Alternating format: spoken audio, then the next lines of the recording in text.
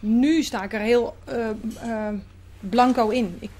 Ik zie het wel. Ik ga erin, ik ga er naartoe en doen. En thuis gaan we weer denken en we zien het wel.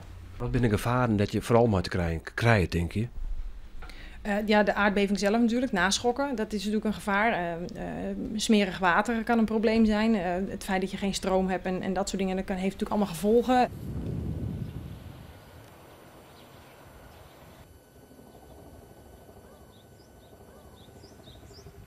Wanneer wordt zo'n reis voor jou, wanneer is die goed slagen in je optiek?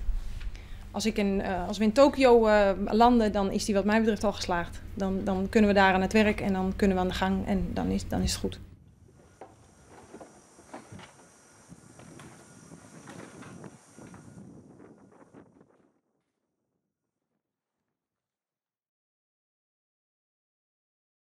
De reis gaat op nota gaat aardig. Ik moet zeggen, hier op zich best snel. Ik ga net heel veel les van problemen op nota. Er is op staat een brotte nijs over de kerncentrales. Dat is er heen doet er nog net heel veel duidelijk hoe wie. Maken ze die nou ook zwargen?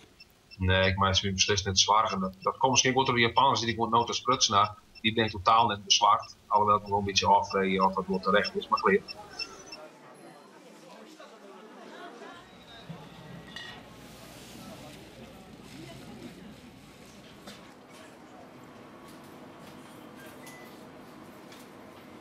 Normaal dan is die gewoon hartstikke druk in de stations. En in Yokohama, dat is een stad vlak van Tokio, is die op een echt toe is de meesten van het IFB 4 te wachten. Terwijl de zin heel dan het kwam.